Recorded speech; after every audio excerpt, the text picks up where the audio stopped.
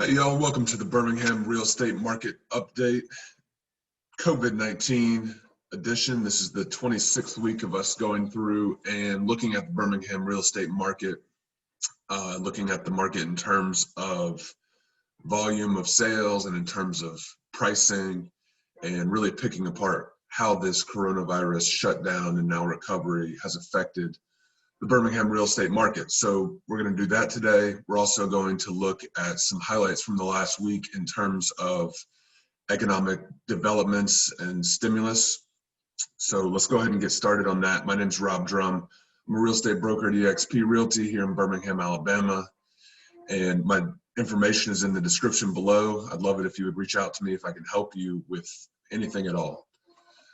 I'd also love it if you would subscribe to this channel. I've been making these videos for 26 weeks now, trying to keep everyone, including myself, up to date on what's going on in the Birmingham real estate market, and I'll continue to do that. So love it if you would subscribe.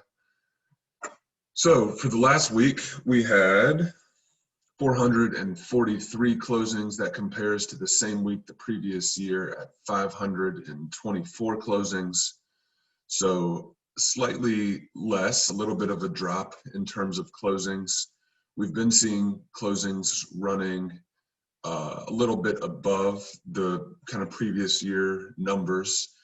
But what I've kind of been expecting and waiting to see is this inventory number, as it continues to go down and there's less and less homes almost every week, there's less and less homes available for purchase.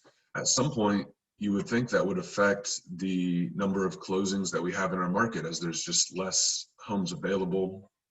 So that may be what we're starting to see. I look at these numbers and I kind of go back and revise them, because these numbers come in up to our MLS through realtors updating, and it could just be that there's a number of sales that are not yet entered in there, and so this may go up closer to 500 when I look at it next week to revise it.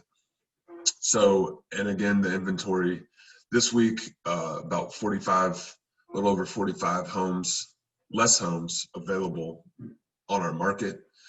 So that continues to drop, and that trend continues, that it's extremely difficult to find a home, especially in certain areas of our market.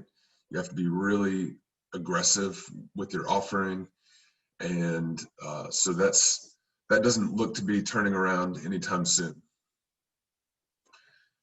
And some of the reasons, some of the kind of effects and reasons, you can see it in the data nationally.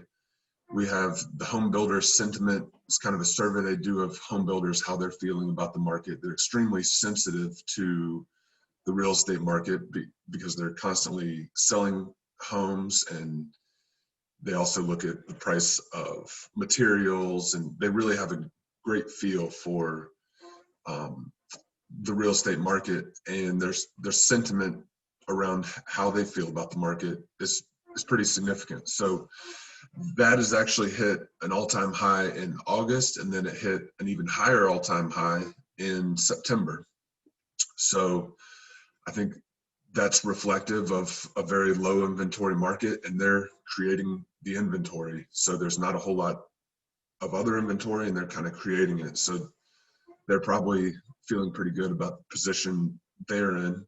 Another thing that is just continuing to drive, it's been driving the real estate market, I think, the low interest rates, that kind of mortgage rates have fallen in line with the low Federal Reserve interest rates.